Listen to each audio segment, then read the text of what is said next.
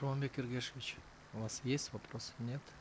Джаналина, У пожалуйста. меня один уточняющий вопрос. Иргебаев — это ваш руководитель, да?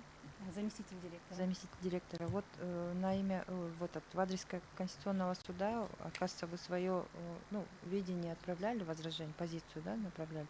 И вот в этой позиции на государственном языке просто здесь прописано.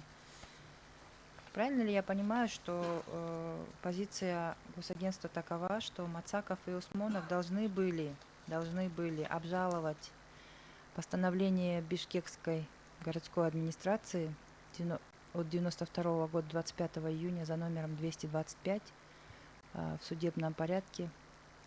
Вот так у вас прописано. Это имелось в виду именно постановление мэрии города Бишкек от 92 года? 92 года в судебном порядке обжаловать свои права тут именно в городском суде. Это так имелось. Мы должны были. Да. Но здесь немножко, наверное, перепутали, у меня других вопросов нет. Каким образом обжаловать постановление, которое вынесено в отношении их? Как это вы можете пояснить позицию госагентства?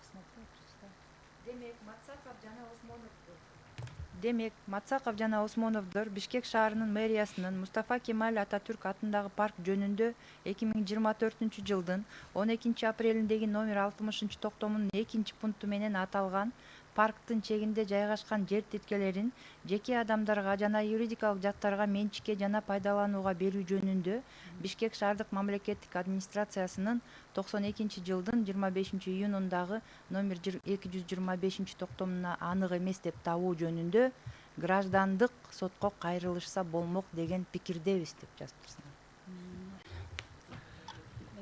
Бул деген кечирсиз мамлекеттик На официальном языке. Извиняюсь. Здесь имелось в виду, что как гражданин Кыргызской республики вы можете обратиться в судебные органы. Нет, там конкретно говорится обжаловать в гражданском постановления, которые в отношении вас вынесены. Это как они будут обжаловать? Да, Отмените нет, не отмена, постановление о это предоставлении земельного участка Усмонову Курманбек Эргешевич. И он нет. сам является истцом, да? Это здесь... Я это говорю, я понимаю, что там допущена ошибка, да, там, да? Да. Я просто говорю к тому, чтобы вы довели до руководства, да, что к подобным документам надо серьезно относиться. И ваша позиция здесь, да, фактически вы перед Конституцией, перед Конституционным судом ответственны за каждое слово, которое вы там прописываете. Это совершенно неприемлемые и недопустимые вещи. Еще есть вопросы? Самат Хаштубекович, есть у вас вопросы? Вопросов Нет? нет, спасибо. Присаживайтесь.